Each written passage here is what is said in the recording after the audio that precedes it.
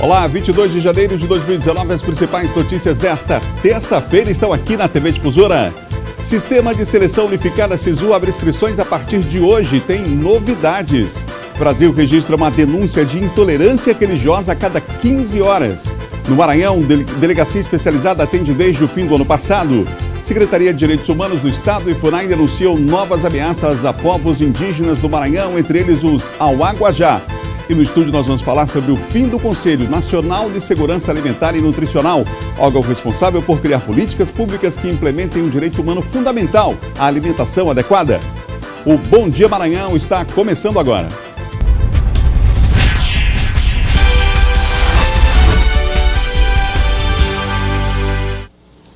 7 horas da manhã, um ótimo dia para você que nos acompanha em todo o estado aqui pela TV Difusora. Obrigado pelo carinho, pela preferência, pela audiência aqui na TV Difusora em todo o estado, audiência que só cresce a cada dia. A gente agradece muito a você em nome de toda a equipe que faz o Bom Dia Maranhão. Estamos reunidos aqui, são dezenas de profissionais na frente das câmeras, atrás das câmeras, para levar a você o melhor da informação em todo o estado, as nossas afiliadas. A partir de hoje teremos a participação mais do que especial e constante da TV Sinal Verde, na cidade de Caxias, conosco na região dos Cocais. Teremos participação direta de Caxias também, agora além de Imperatriz, aqui no nosso Bom Dia Maranhão. E a gente já agradece aí ao trabalho feito pela nossa equipe em Caxias, acompanhando tudo ali na região dos Cocais. Fique ligado, portanto, novidades a partir de hoje aqui no nosso Bom Dia Maranhão. Já tem o Silvan Alves falando de segurança, ele que saiu agora do Bandeira 2, vem já trazer as principais notícias do dia para você. Eduardo Ericeira atualiza você nas ruas com as principais notícias. Já temos hoje nova paralisação da empresa Solimar aqui na capital, parte do sistema de transporte da capital, portanto, sofrendo esse impacto aí desde ontem. Os trabalhadores estão de braços cruzados. Daqui a pouquinho nós vamos falar ao vivo sobre esse assunto também aqui no nosso Bom Dia Maranhão. Lécio Júnior traz as notícias do esporte e Diogo Cotrim destaca os bastidores da política nesse dia aguardado aí, já que teremos lá em Davos, no Fórum Social Mundial, a participação do presidente Jair Bolsonaro, discurso aguardado com bastante expectativa. Aí vamos ver então o que vai falar o presidente da República, Jair Bolsonaro. Nós vamos falar sobre no programa de hoje também. Eu vou ter a satisfação de receber aqui a presidente do Conselho Estadual de Segurança Alimentar aqui do Maranhão, a Concita da Pindoba, vai estar com a gente falando sobre o fim, no começo desse ano já, do Conselho Nacional de Segurança Alimentar e os impactos disso para essa política que é extremamente importante em nosso país. Mas a gente começa o Bom Dia de hoje denunciando mais uma vez aqui situações graves. Entidades e defensores de direitos humanos denunciam que as medidas anunciadas pelo governo federal, como a que retira da FUNAI a demarcação de terras indígenas, têm provocado o aumento das ameaças a essas comunidades tradicionais em todo o país. Aqui no Maranhão, pelo menos 2 etnias indígenas do estado estão sendo ameaçadas de terem suas terras invadidas por fazendeiros e madeireiros, entre eles os Auaguajá.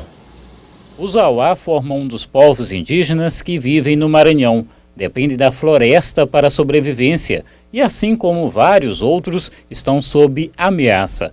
De acordo com o Conselho Indigenista Missionário, eles ocupam 2 territórios no estado. A reserva Araribóia, na região sudoeste, e o território Auá, na região noroeste. Ambas as áreas sob conflito iminente, principalmente por conta da ação de madeireiros. Dos 17 territórios indígenas reconhecidos e demarcados e os outros que não estão reconhecidos pelo Estado demarcado sofrem de invasão, e isso já vem de algum tempo. O que tem nos assustado e também que causa preocupação e cautela é logo depois desse novo governo, desse esvaziamento, né, da FUNAI, dessa retirada da responsabilidade da FUNAI de identificar, demarcar, delimitar território indígena e transferir isso para o Ministério da Agricultura, entregar isso na mão de ruralista, você tem uma intensificação da invasão dos territórios. Então, nós estamos falando que o território dos Auá foi invadido, Araribóia foi, Porquinhos do povo Canela também está com situação de invasão. A situação seria ainda mais grave próximo ao povoado de Santa Luzia, no município de Arame, área da reserva Araribóia, onde somente em 2016, 5 indígenas foram assassinados. De acordo com a Secretaria de Direitos Humanos e Participação Popular, já em 2019 foi constatada a ação de madeireiros próximo ao território Araribóia. Também foi verificada a ação de pecuaristas na região. De acordo com a Secretaria, a situação está sendo monitorada e os dados repassados aos órgãos de proteção. A partir do momento que nós recebemos essas denúncias, a função da Secretaria foi, de fato, encaminhar aos órgãos e autoridades competentes para investigar e tomar as providências. Então, nós encaminhamos as denúncias ao Ministério Público Federal, à FUNAI, ao INCRA, ao IBAMA. Então, todos os órgãos que estão incumbidos da função de proteger o território indígena, eles foram noticiados e estão cientes, né? O secretário adjunto de Direitos Humanos e Participação Popular afirma ainda que, com mudanças feitas pelo governo federal na política de proteção a povos indígenas, a situação pode ficar ainda mais grave. Desde o 1º de janeiro de 2019, a gente vem acompanhando a mudança na política nacional de proteção aos indígenas, né?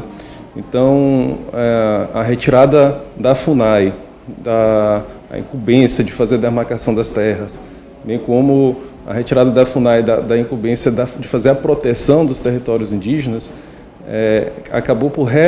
resultou na fragilização da proteção aos territórios indígenas. Essa fragilização ela já repercutiu nacionalmente, inclusive em alguns estados, como Mato Grosso e no Pará, e que de fato concretizou-se a invasão de territórios indígenas por fazendeiros, grileiros, pessoas que se acham autorizadas a praticar esse tipo de ações, né?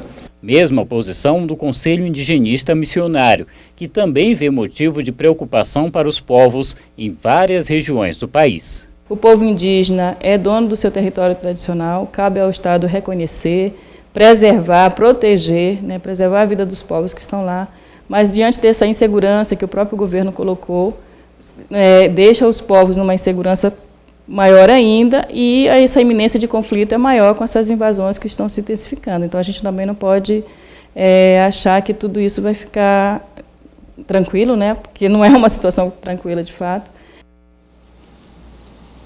Infelizmente, situação nada tranquila, não é? Você viu na reportagem as medidas adotadas pela Secretaria de Direitos Humanos diante das denúncias que chegaram à Secretaria, informando o Ministério Público Federal, enfim, tomando as medidas necessárias. Agora, representantes da Fundação Nacional do Índio, a FUNAI, também já informaram a Polícia Federal sobre as ameaças sofridas no Maranhão pelo povo Auá. São 7h07. O Sistema de Seleção Unificada SISU abre inscrições hoje e traz novidades, inclusive. O repórter Eduardo Ercília tem mais informações para nós sobre esse assunto e participa com a gente agora ao vivo. Eduardo, bom dia para você. Olá, muito bom dia, Adalberto. Bom dia a todos que acompanham o Bom Dia Maranhão. Como você falou, novidades importantes para o sistema de seleção unificada deste ano em relação à nota do Enem para os candidatos, principalmente quererem aprovação, ingressar no ensino superior público aqui de todo o país. Pois é, Adalberto, em relação às novidades, vão ter dicas de especialistas.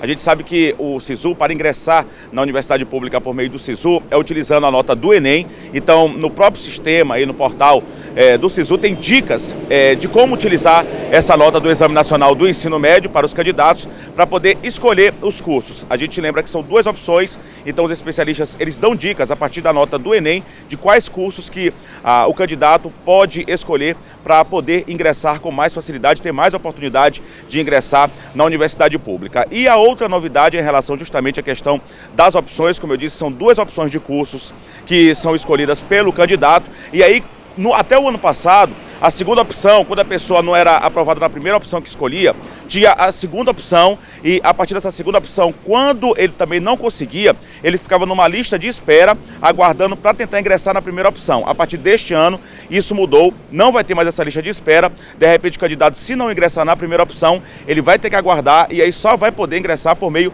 da segunda opção. Essa lista de espera acabou, ele não vai poder mais ingressar pela primeira, só a partir da segunda, caso não consiga êxito com a escolha da primeira opção.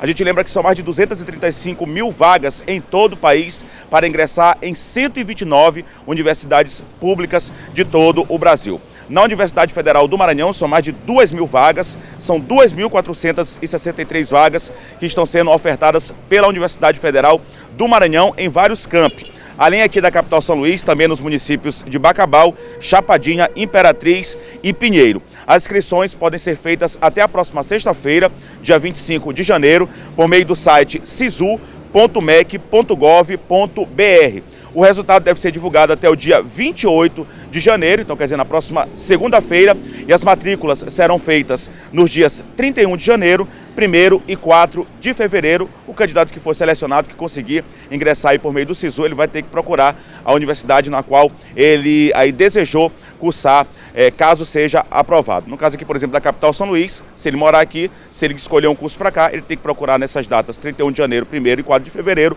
para fazer sua inscrição, caso seja selecionado. Voltamos com você no estúdio, Adalberto. Eduardo, me diz só o local que você está nesse momento, porque enquanto você falava, a gente viu aqui há pouco quase um caminhão pegava um carro ali. Esse cruzamento é bastante complicado aí, né?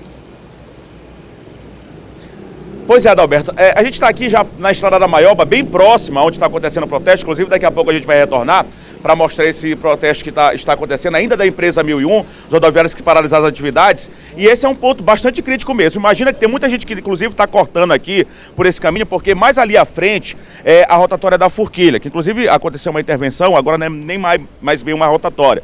Mas com essa intervenção melhorou bastante o trânsito, mas como está complicada a situação lá na porta da garagem da 1001, muitas pessoas estão utilizando esse caminho aqui, que seria uma válvula de escape para escapar da situação que lá está bastante tumultuada, a situação bem complicada do trânsito lá. Então eles estão saindo desse local, evitando aquele local justamente para utilizar esse cruzamento. Aqui já é complicado em um dia normal, imagina como é que fica a situação por conta do protesto que acontece mais lá na frente, que daqui a pouco a gente volta para mostrar a situação bem complicada, amanhecendo bem complicada nesta terça-feira, o trânsito aqui na Estrada da Maioba. E o detalhe que o Eduardo mostrou também na reportagem, você vê, há uma faixa de trânsito aí, mas a pessoa tentou passar ainda há pouco, teve que correr para passar na faixa de trânsito, porque as pessoas não respeitam em geral. Infelizmente ainda não temos essa cultura aqui de respeitar a faixa de trânsito. A prioridade é daquele pedestre que se encontra na faixa para atravessar. Eduardo volta daqui a pouquinho com informações sobre esta paralisação dos rodoviários. São 7 horas e mais 12 minutos, 7h12. Agora a gente vai falar de segurança.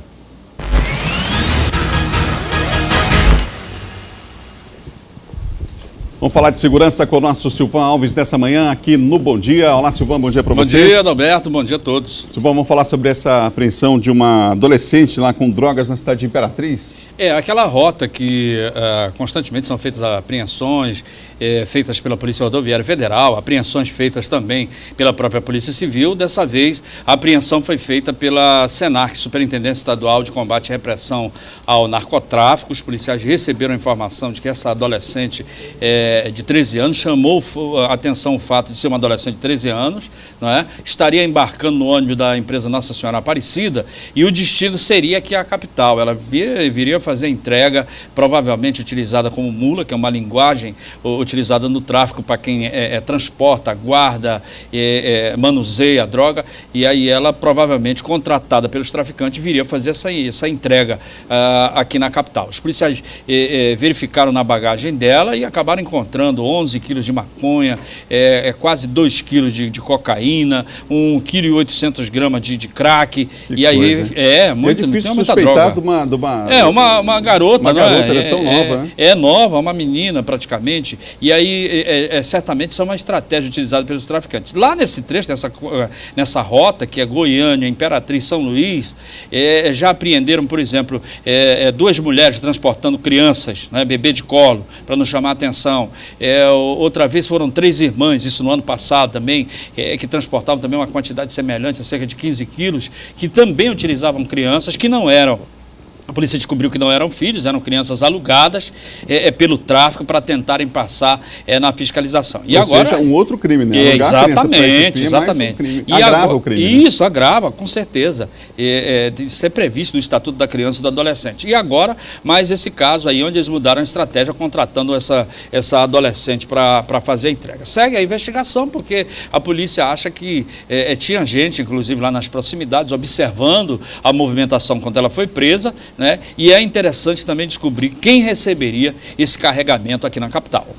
Silvan, vamos falar de outro caso agora lá em Vargem Grande, um caso de estupro, Silvan. apenas 12 anos a vítima e o pior é que a informação é de que já vinha acontecendo desde quando tinham 8 anos, né? Isso foi que coisa terrível, muito né? Triste. O próprio pai, não é, que é o acusado, é o seu Aldenir. Ele é comerciante lá, inclusive teve muito tumulto porque a população revoltada queria linchá-lo, né? Foi preciso o pessoal da polícia agir rápido, pedir reforço lá na delegacia, porque as pessoas ficaram revoltadas e queriam linchá-lo.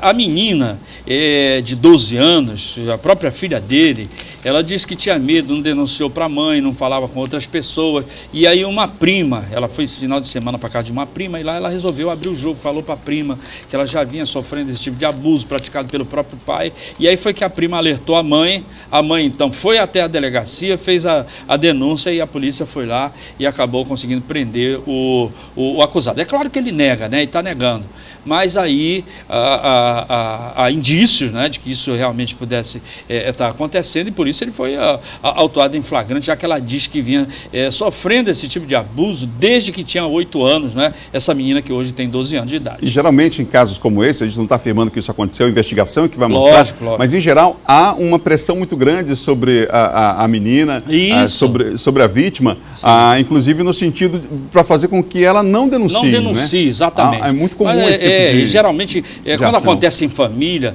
a vítima sofre muito constrangimento, a pressão é muito grande para que ela não denuncie, para não causar um escândalo dentro da família, imagine só, né?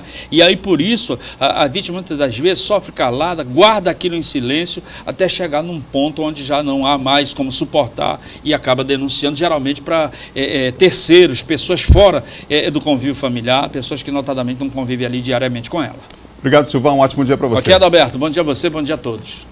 São 7 horas e mais 16 minutos, 7h16, não perca a hora, em 7h16. Confira agora o nosso giro de notícias. A Defensoria Pública Estadual quer que a posse legal de armas de fogo em casa ou no trabalho seja suspensa para cidadãos com histórico de violência doméstica.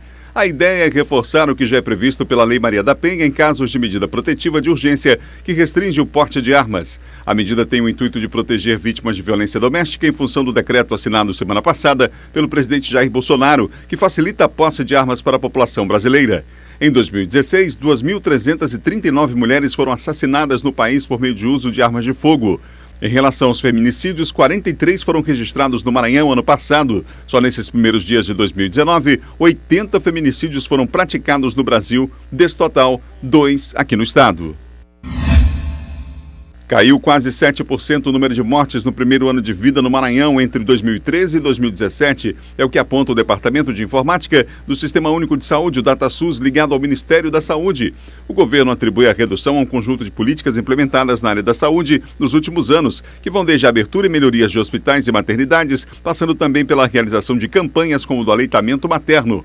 A taxa é calculada pelo número de crianças que morrem antes de completar 1 ano de idade. Para enfrentar o desafio da mortalidade neonatal precoce, o governo prepara o lançamento de um programa social que vai estimular mulheres grávidas de baixa renda a realizarem todas as etapas do pré-natal e o acompanhamento dos primeiros meses de vida do bebê.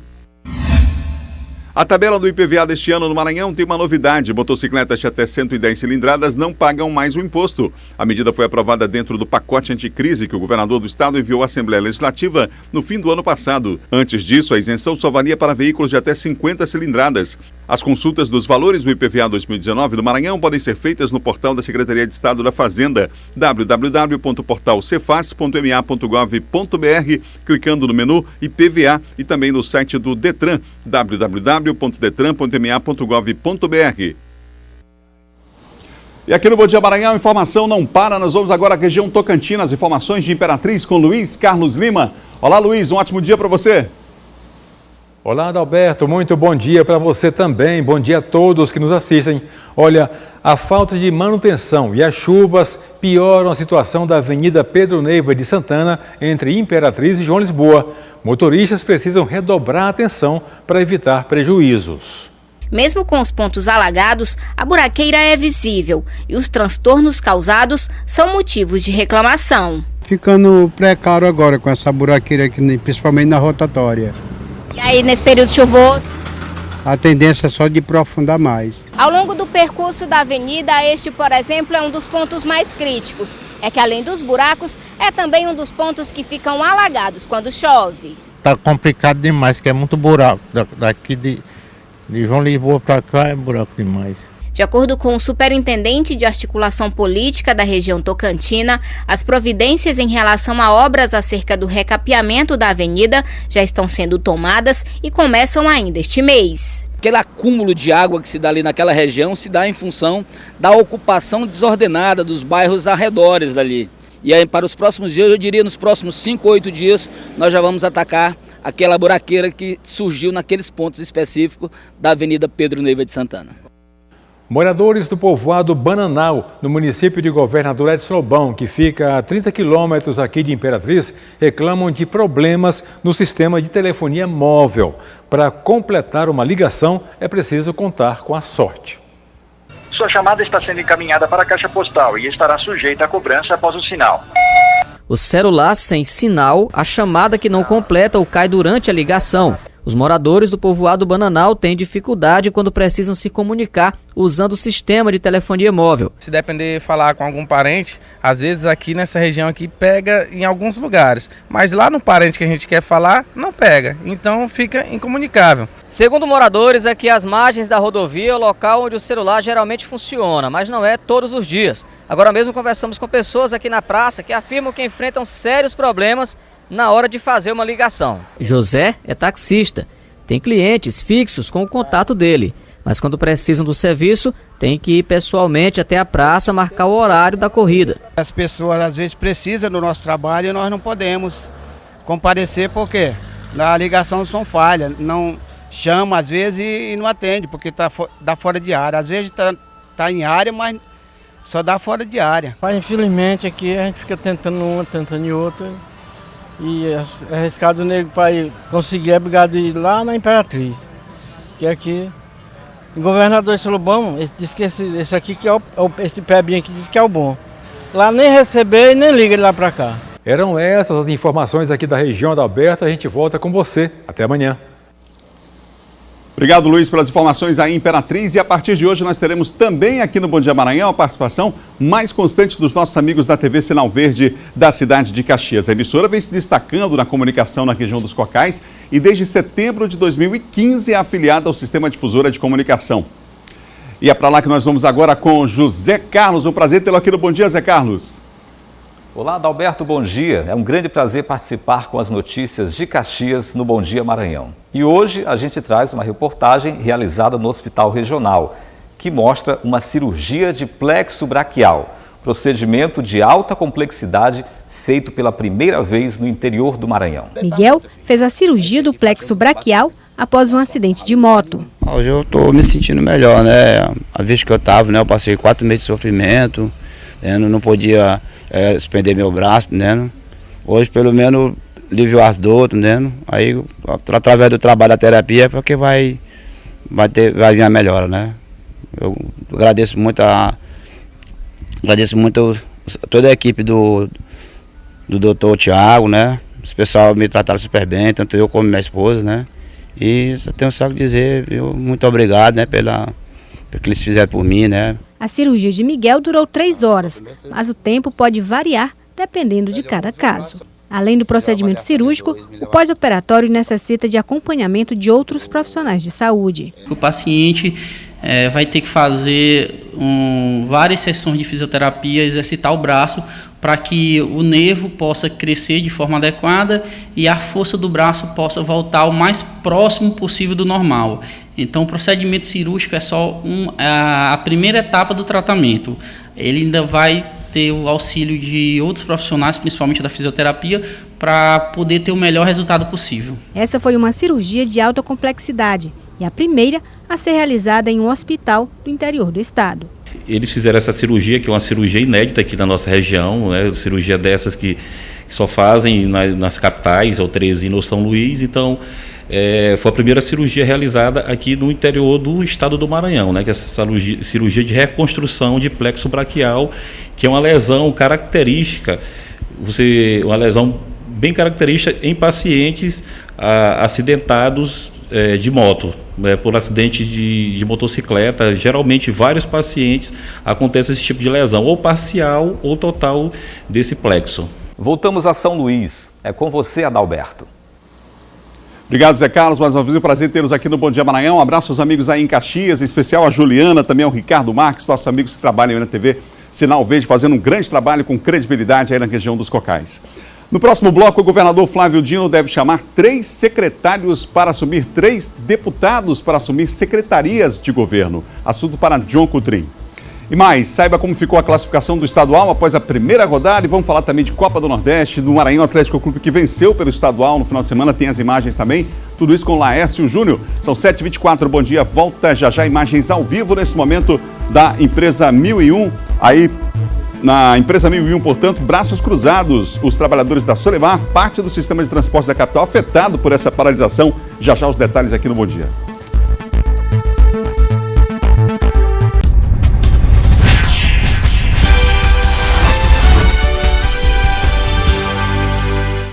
Sete 7h28 de volta, Bom Dia Maranhão, agora para falar de política. Vamos falar com John Coutrin sobre política, porque o presidente Jair Bolsonaro vai montar um gabinete para despachar no hospital durante aí o período da cirurgia que vai fazer na próxima semana. E hoje, inclusive, está lá em Davos fazendo o discurso, né, John? Bom dia. Bom dia, Adalberto. Bom dia a todos. O presidente Bolsonaro hoje em Davos, discurso marcado hoje para o Fórum Mundial da Suíça, onde o Bolsonaro, Adalberto, deve aí no seu discurso falar sobre a atração de investimentos para o Brasil a partir de uma lógica de segurança para os investidores, quando ele deve aí, então, neste ano ainda implementar as reformas, sobretudo a reforma da Previdência, ou seja, qual é o principal foco desse discurso lá do Bolsonaro em Davos? É garantir que os investidores podem voltar novamente a olhar para o Brasil e possam aí investir no país a partir daí do favorecimento, ou seja, a abertura para o liberalismo econômico no país. Isso vai ser fomentado pelo governo Bolsonaro. Quando ele chegar, Adalberto, ele vem de lá sexta-feira e já tem uma cirurgia marcada para segunda-feira para o presidente Jair Bolsonaro, onde a partir de então deve despachar mesmo no hospital. Deve montar um gabinete ali no hospital, quando ele vai tirar aquela bolsa de colostomia. Então esse procedimento cirúrgico marcado para segunda, e aí durante a semana ele deve despachar lá no hospital onde ele realiza esse procedimento. Portanto, aí o Bolsonaro hoje, muito aguardado esse discurso, deve durar por conta de 10 minutos, Adalberto, onde ele focará também na questão ideológica, diz que não mais aceitará o viés ideológico, por exemplo, da Venezuela, não apoiará mais ditadores nem países que implantam esse regime. Ô John, o PV do Sarney Filho quer cassar o mandato da senadora Elisiane Gama? O PV entrou protocolou no Tribunal Regional Eleitoral do Maranhão. O PV, a Partido Verde, do candidato ao Senado derrotado Sarney Filho, protocolou no TRE uma ação contra a senadora eleita Elisiane Gama por abuso de poder econômico, político e religioso. Eles alegam aí, além da questão política e econômica, que a Elisiane usou a estrutura das igrejas para se eleger, a partir de uma carta que foi divulgada pelo pastor presidente da Assembleia de Deus, ou seja, pedindo voto para ela. Primeiro, Adalberto, que isso é normal. A Elisiane Gama uma deputada federal e também é evangélica e se elegeu senadora, claro, com o apoio dos evangélicos. É claro que se houve apoio da igreja, mas foi de forma em que houve aí afinidade, com a afinidade, digamos assim, ideológica e religiosa com a candidata. É importante lembrar que não é a primeira vez que o grupo Sarney tenta cassar mandato de alguém. Vale lembrar, Adalberto, no passado, que eles cassaram o mandato do governador Jackson Lago, depois de terem sido derrotados nas urnas legitimamente pelo povo do Maranhão. E agora, claro, eles tentam mais um golpe judicial, no sentido de tirar o mandato de uma senadora eleita legitimamente. E se nós formos observados, não tem subsídios, não tem provas suficientes para que levem à cassação do mandato da Elisiane Gama. Portanto, aí é mais uma ação, é normal, é natural, aquele candidato que é derrotado tentar levar para o tapetão, tentar algum tipo de recurso no sentido de reverter o resultado. Mas a soberania do povo foi declarada nas urnas com uma esmagadora maioria de votos, tanto para o Everton Rocha, quanto para a Elisiane Gama, e o Sarney Filho foi apenas o terceiro colocado, bem abaixo dos dois primeiros, eleito aí pela vontade do povo do Maranhão. Ô John, 3 deputados eleitos devem assumir secretarias no governo Flávio Dino? Isso. O que acontece? Está chegando o mês de fevereiro, a posse marcada para o dia 1º, dos deputados federais, senadores, e a partir de então, quando se desenhar tudo isso, esse quadro nacional, é que o governador Flávio Dino deve fazer algumas mudanças no governo. Essas mudanças devem acontecer no início do mês de fevereiro. E entre essas mudanças, há a possibilidade do governador mexer, fazer algumas alterações pontuais nos seus secretariados. E, claro, ele deve fazer algumas trocas, e entre essas trocas, há a possibilidade de 3 deputados estaduais serem chamados pelo governador para comporem o seu secretariado, sua equipe de governo. Ou seja, dependendo das coligações, 2 coligações que foram eleitas na base do Flávio, há a possibilidade, por exemplo, do Edivaldo Holanda, que foi o primeiro suplente, também do Fábio Braga, que também foi outro suplente, do Zito Rolim, lá de Codó, que também é outro suplente, e um candidato do Avante. Eles podem assumir o mandato a partir de então dessas alterações da equipe de governo do Flávio, que devem acontecer no próximo mês. Obrigado, John. Até amanhã. Até amanhã, Adalberto. Tá, o nosso John Coutrin, que apresenta, inclusive, aqui na Difusora, o Resenha. São 7h33. Trabalhadores do sistema de transporte da capital, da empresa Solemar, vinculada ao Grupo 1001, estão de braços cruzados. A gente postou ainda há pouco as imagens. Isso desde ontem. Vamos saber agora os motivos com o Eduardo Ericeira. Eduardo. Pois é, Adalberto, voltamos a falar ao vivo aqui no Bom Dia Maranhão, como a gente anunciou na nossa primeira entrada. Estamos aqui na porta de uma das garagens da empresa 1001, já que são 2. A essa que fica mais próxima aqui é o bairro da Forquilha, tem uma outra também lá na área da Cidade Olímpica. E aqui, desde as primeiras horas da manhã de hoje, segundo dia de protesto por parte dos rodoviários que compõem aqui a empresa 1001, são 2 exigências que estão sendo feitas, 2 reclamações em relação à questão do pagamento do salário do mês de dezembro, que ainda não foi efetuado, e também o adiantamento do mês de janeiro. A expectativa, pelo menos o que foi acordado aqui, você pode perceber, nesse momento tem uma pessoa aqui, um responsável pela empresa que está tentando negociar com os rodoviários. Eles alegam que podem fazer o pagamento só na próxima sexta-feira, na sexta-feira dessa semana, na outra sexta-feira. E, portanto, os rodoviários não aceitam, já que estão com um mês de salário atrasado e também o adiantamento do mês de janeiro, que ainda não foi efetuado. Problemas para a cidade. São cerca de 20 bairros que deixam de ser atendidos por conta da paralisação. A gente percebe que nenhum ônibus saiu, viu, Adalberto? Nenhum ônibus saiu. Todos permanecem aqui parados na garagem da empresa 1001. Aproximadamente 20 bairros da região metropolitana que acabam sendo afetados, não só da capital São Luís, já que tem Parque Jair, Altos do Turu, Parque Vitória, que pertence ao município de São José de Ribamar. Aqui na capital São Luís, por exemplo, o bairro do Quatraque deixa de ser, que aí no caso é São Luís e São José de Ribamar, que deixam de ser atendidos por conta dessa paralisação. Os rodoviários prometem não sair daqui, não deixar nenhum ônibus circular, até que toda a questão salarial seja normalizada. Além dos salários também, eles cobram o pagamento de outros benefícios envolvendo a questão de saúde, como o plano odontológico, também plano de saúde, que estão deixando de ser pagos. Voltamos com você, Adalberto.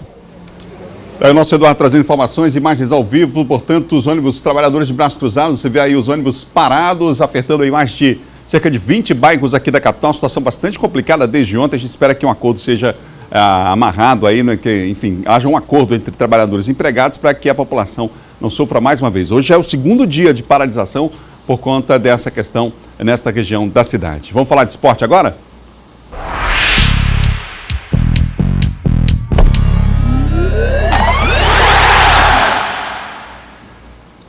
Vem para cá, Laércio Júnior, que a gente vai falar do estadual. Ainda dá tempo, afinal de contas, do interior do estado, o Maranhão conseguiu um resultado importante na estreia do campeonato. É o líder, né? Tem que falar do líder. O Maranhão fez a melhor estreia dentre os favoritos. Falta o Moto, claro que estreia amanhã diante do Imperatriz. O Imperatriz venceu, mas não convenceu tanto a torcida, tem que evoluir. O Sampaio Corrêa, a mesma coisa. Já o Maranhão não, foi avassalador. Conseguiu golear o Cordino, jogando fora de casa, e é sempre muito complicado enfrentar a onça, como é chamado o time do Cordino de Barra do Corda, dentro dos seus domínios, um estádio que tem muitas particularidades. Uma delas é muitos gols, campo pequeno. Confira como foi.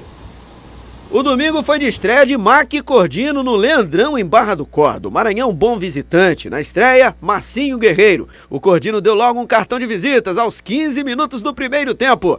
Lucas tentou mostrar que a onça será forte jogando dentro de casa. 1-0. E aí o Maranhão começa a ficar arrasador no primeiro tempo. Deylon, aos 18 minutos, garoto de ouro do Macão, 1-1. Aos 33, bom toque, colocado, com categoria, ele, Marciano. Virada do Mac, 2-1.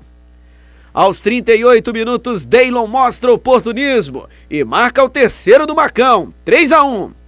Parecia que a vitória viria fácil, mas aí o experiente Cris, ex-Imperatriz, Moto e Sampaio Correia conseguiu diminuir para o Cordino aos 44 da etapa inicial. Fim de primeiro tempo, MAC 3, Cordino 2, show de gols. Parecia que o segundo tempo seria eletrizante, não é? Mas as equipes criaram algumas oportunidades, não conseguiram ser tão eficientes quanto no primeiro tempo. O único gol da etapa final só vem aos 42 minutos. Bruno Bacabal aproveita a sobra e marca o gol que define o placar. Final, MAC Líder 4, Cordino 2. Pois é, a grande estreia do Maranhão, Marcinho Guerreiro continua fazendo bons trabalhos e principalmente teve humildade de reconhecer o trabalho que o Raimundinho Lopes fez lá na Copa FMF. Ele manteve a base do time campeão da Copa FMF, claro, vai aproveitar os reforços que foram contratados pelo Maranhão Atlético Clube, que já se reapresentou ontem e tem um grande jogo marcado para quinta-feira. Atenção, torcida do Maranhão, 7 da noite, MAC versus PAC, né, no Clássico AC aí do Campeonato Estadual. Pinheiro Atlético Clube e Maranhão, a estreia do Pinheiro, segundo jogo do Maranhão que se vencer vai abrir vantagem nessa disputa do Campeonato Estadual, MAC que é líder no saldo de gols. O jogo do Moto mudou, a partida do Moto começaria às 7 da noite, mudou para 8, né? Então o torcedor tem mais uma hora para chegar ao Estádio Castelão. Moto e Imperatriz se enfrentam amanhã no Estádio Castelão pela segunda rodada do Campeonato Estadual. Outro jogo da quarta-feira será em Barra do Corda mais cedo, 3h30 da tarde. E aí entra aqueles detalhes que só o futebol pode apresentar. O Ulisses simplesmente é o maior jogador da história do Cordino, está lá desde a fundação e esse ano resolveu mudar de ares, né? Ele que já deu uma saída, foi para o Rio Grande do Sul, esteve no Moto, mas passou pouco tempo. Agora não, o Ulisses vai jogar no Sampaio Corrêa e o Flávio Araújo confirmou que o Ulisses será titular do Sampaio Corrêa na partida de amanhã lá em Barra do Corda. Será a grande novidade do time tricolor para essa disputa contra o Cordino. O jogo acontece às 3h30 da tarde, o Sampaio tenta ainda apresentar um bom futebol, já que até o momento não convenceu a torcida. E também não convenceu outra pessoa. Ouça agora e veja o que disse o Lisca doido depois da vitória do Ceará por 5-0 sobre o Sampaio Corrêa, declarações que repercutiram bastante aqui no Maranhão. A rodada também foi boa pra gente, se eu não me engano, na nossa chave ganhou só um clube, acho que o ABC e a gente, já pulamos lá na frente, né, nessa primeira rodada, mas é o início, né, e é importante ganhar, é importante fazer 5 gols, mas temos muita coisa para desenvolver, para melhorar, ritmo, parte física, parte técnica, tática, parte mental. Foi um primeiro passo, o adversário era frágil hoje, não vamos também tapar o sol com a peneira, né, me surpreendeu isso, né, a fragilidade do Sampaio. Eu já treinei lá em 2014, eu vi o time do Sampaio, é o atual campeão, né, da Copa do Nordeste. Eu trouxe 2 jogadores do Sampaio, que é o Fernando e o Willi, hoje eu olhei para os dois e falei, que bem que eu fiz para vocês dois, hein?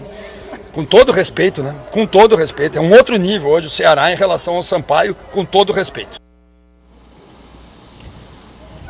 O que ele falou é o que todo mundo sabe. O Ceará é um time de Série A de Campeonato Brasileiro, que terminou o Campeonato Brasileiro ano passado voando. Poderia ter rebaixado o Vasco, não rebaixou porque não quis apertar. Se aperta um pouco, teria vencido aquele jogo disputado em Fortaleza contra o Vasco na última rodada. Enfim, manteve a base e contratou reforços pontuais, entre eles o Fernando Sobral e o William Oliveira. E aí no final faltou ao Lisca aquilo que o Muricy Ramalho vem avisando ele, né? Humildade e pé no chão para principalmente respeitar o time que ele treinou, o Sampaio Corrêa, e o profissional que está lá do outro lado, o Flávio Araújo, iniciando um trabalho sem ter nem a metade das condições que o Lisca tem para trabalhar lá na equipe do Ceará, né? São realidades diferentes, todo mundo sabe, mas ele acabou exagerando nessa última declaração. Hoje tem Copa do Nordeste, segue a segunda rodada, Sergipe e Náutico, 2 times que foram derrotados na rodada inicial. O Sergipe perdeu lá em Natal para o ABC, vai jogar em casa, e o Náutico perdeu ainda, né, uma derrota ainda mais dolorida, foi diante da sua torcida na abertura dos aflitos, na reabertura dos aflitos. E lembrando que no sábado, você sabe, Confiança e Sampaio Corrêa, aqui em São Luís, jogo com transmissão ao vivo pela TV Difusora para todo o estado, menos a capital, Adalberto. Ok, Laércio, para você até amanhã. Um abraço. É o nosso Laércio Júnior, são 7h41. No próximo bloco, o Brasil registra uma denúncia de intolerância religiosa a cada 15 horas. No Maranhão, a delegacia especializada atende desde o fim do ano passado. E mais, as consequências do fim do Conselho de Segurança Alimentar. Nós vamos falar sobre esse assunto já aqui no Bom Dia. São 7h42, voltamos já.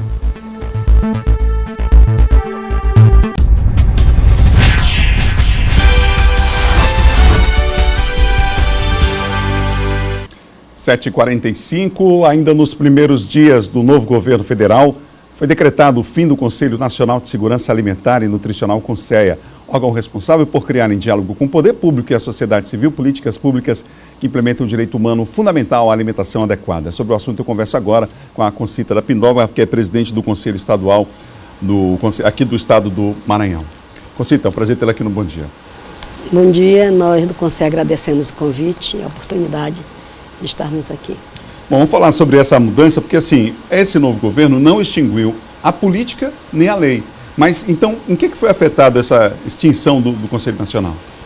Quando ele edita a MP 870, e que lá no artigo 11 da Lei 11.346, ele extingue o inciso 2, né, desse artigo, ele está extinguindo o Conselho. O que afeta? Ele extingue a principal instância de controle social da política de segurança alimentar, né, o órgão de proposição, de avaliação, de monitoramento.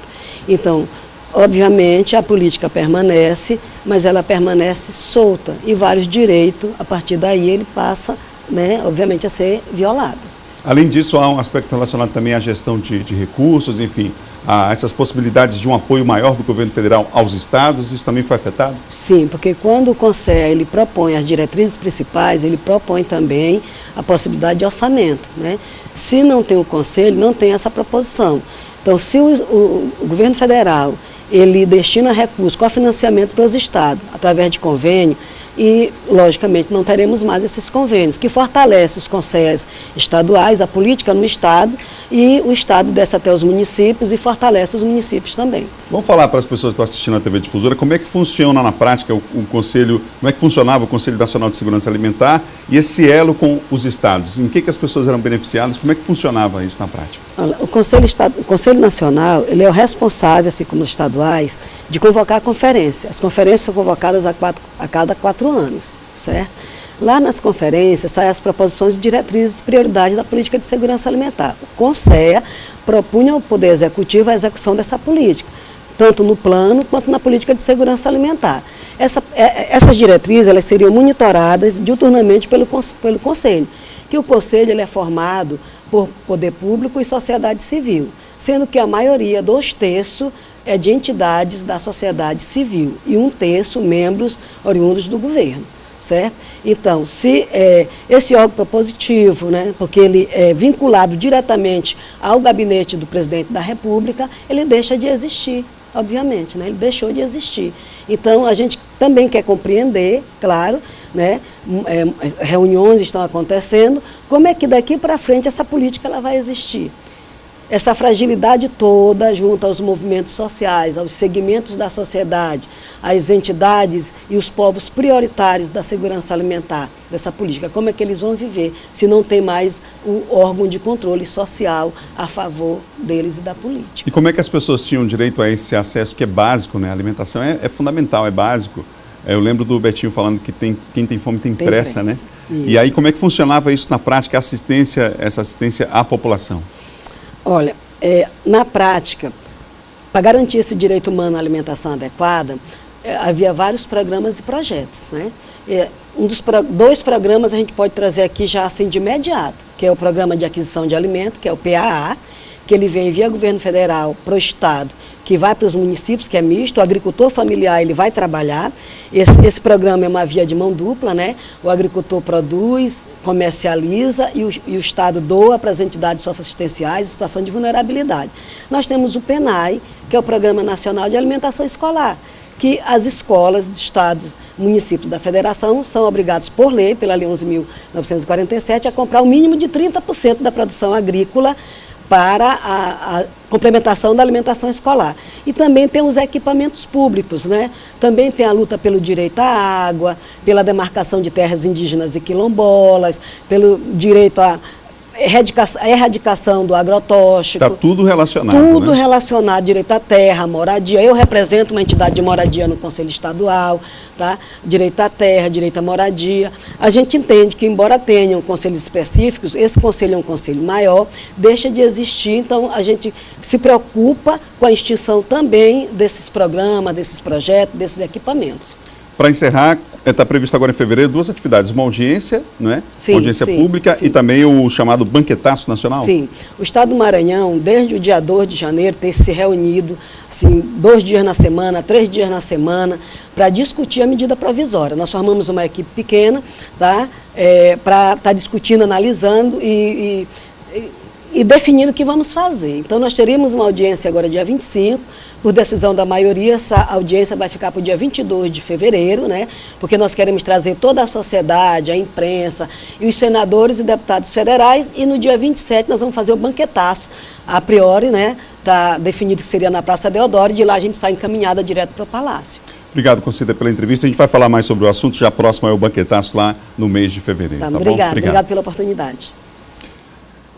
Veículo, TV, equipamentos de informática e bebedouros foram entregues para apoio e reforço ao trabalho realizado pelo Conselho Municipal dos Direitos da Pessoa Idosa em São Luís. Eduardo Ericeira acompanhou. O kit foi entregue durante solenidade realizada na sede da Prefeitura de São Luís. Esse kit é composto de mesas, cadeiras, bebedouro, TV LED, computadores, mais o veículo.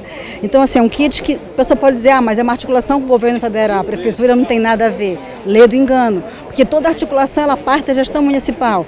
O material e o veículo agora estão à disposição do Conselho Municipal da Pessoa Idosa. Valorizar o ser humano, valorizar essa fase da vida que é tão importante quanto qualquer outra fase, e nesse aspecto esse é o sentido maior de estar nessa gestão, é fazer o bem para a nossa população.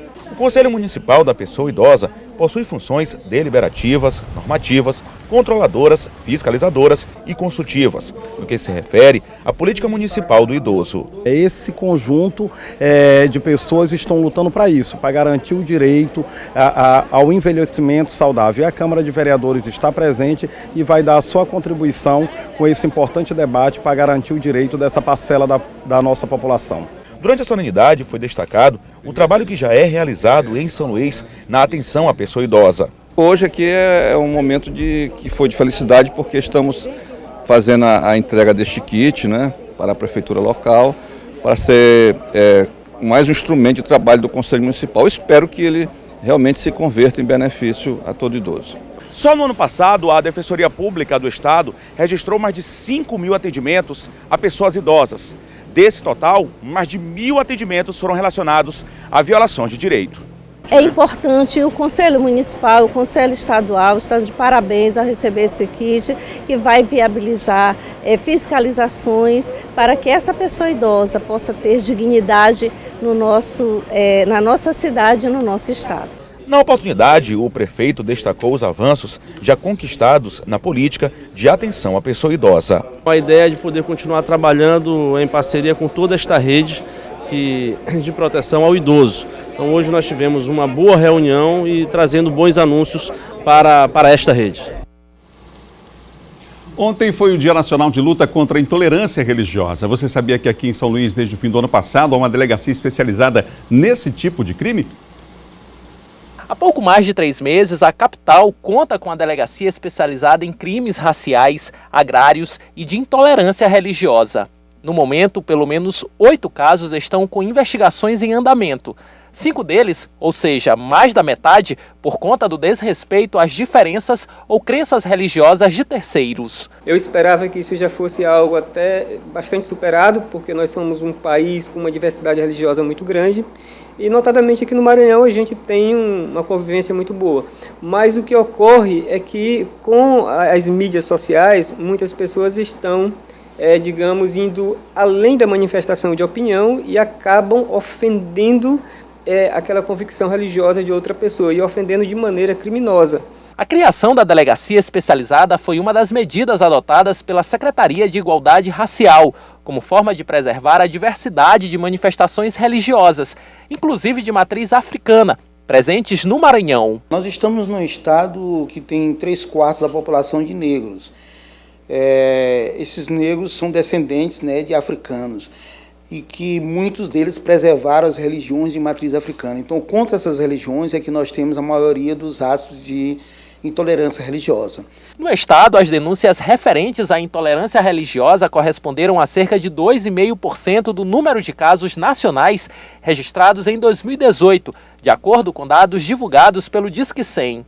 Em setembro do ano passado, um homem teria destruído imagens de santos, instrumentos musicais e outros objetos que estavam dentro do terreiro de Matão Deus é Quem Guia, localizado no bairro do Saviana, mantido pelo pai Jorge. A irmã da pessoa suspeita da autoria do delito apresentou documentações mostrando que aquela pessoa era portadora de deficiência mental.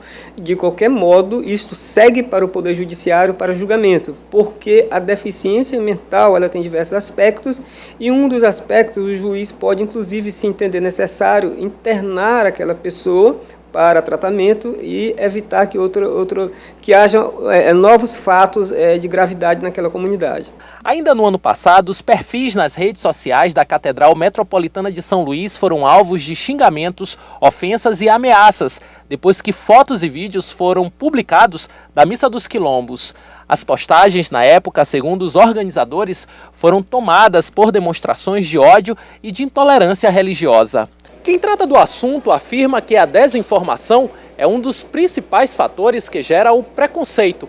E como consequência disso, a intolerância religiosa, muitas vezes, acaba sendo facilmente percebida em nossa sociedade. O Estado brasileiro é laico, o que quer dizer que ele não tem religião. Nós somos um Estado sem religião. O artigo 5º da Constituição Federal nos garante esses direitos fundamentais. E no inciso 6º deste artigo, ele garante o direito de pensamento e de crença religiosa, né? E numa certa amplitude. Você não só tem o direito de pensar, mas de expressar aquilo que pensa, desde que você não prejudique os outros, o pensamento dos outros. Respeite também o pensamento dos outros. Vale lembrar que o Dia de Combate à Intolerância Religiosa completou ontem 12 anos com terreiros sob ataque. A lei que instituiu a data foi sancionada pelo ex-presidente Lula em uma homenagem à mãe Gilda de Ogum, morta em 2000 após ataques de ódio e agressões. O Brasil registra, para você ter uma ideia, uma denúncia de intolerância religiosa a cada 15 horas. E os adeptos de religiões de matriz africana estão entre os principais alvos. Segundo o último levantamento do Ministério dos Direitos Humanos, realizado há 2 anos, Umbanda e Candomblé eram as religiões mais perseguidas no país. A gente encerra o Bom Dia Maranhão de hoje. Para encerrar o Bom Dia, tem uma poesia da Ana Mari Souza que vale a pena, vale para a reflexão de todos nós. Até amanhã. 4 pontos tem minha religião. Faço deles a minha filosofia e faço deles a minha ação. Viva, creia, ame e faça. Essa é também a minha oração. Viva a sua filosofia, ame a sua arte. Creia na sua religião e faça a sua parte. Mas não use a sua religião para tentar reprimir o outro. Somos 7 bilhões de mentes no mundo e querer que todo mundo creia na mesma coisa é no mínimo papo de louco. Eu respeito todos os que têm fé. Eu respeito todos os que não a têm. Eu respeito quem crê em um Deus. Eu respeito quem não crê em ninguém. Eu gosto de quem tem fé no verso. Eu gosto de quem tem fé em si mesmo. Eu gosto de quem tem fé no universo. E eu gosto dos que andam a esmo. Um abraço para quem é da ciência, um abraço para quem é de Deus, um abraço para quem é da arte e um abraço para quem é ateu. Axé para quem é de axé, amém para quem é de amém, blessed be para quem é de magia e amor para quem é do bem. Intolerância religiosa é a própria contradição. Religião vem do latim religare, que significa união. Então pare de dividir o mundo entre os que vão e os que não vão para o paraíso. O nosso mundo está doente em tudo enquanto nós perdemos tempo brigando por isso. Ao invés de dividir as religiões entre as que são do mal e as que são do bem, que tal botar sua ideologia no bolso e ajudar aquele moço que de frio morre na rua desamparado e sem ninguém? Os grandes mestres já disseram que precisamos de união, então por que não fazer do respeito também uma religião? Respeito, simples assim, não é? Outras notícias no Portal MA10, amanhã a gente se encontra às 7 da manhã aqui no Bom Dia Maranhão. Até lá, um ótimo dia para você. Que você tenha muita paz, que tudo dê certo nesse dia de hoje para você, tá bom? Amanhã a gente se encontra às 7.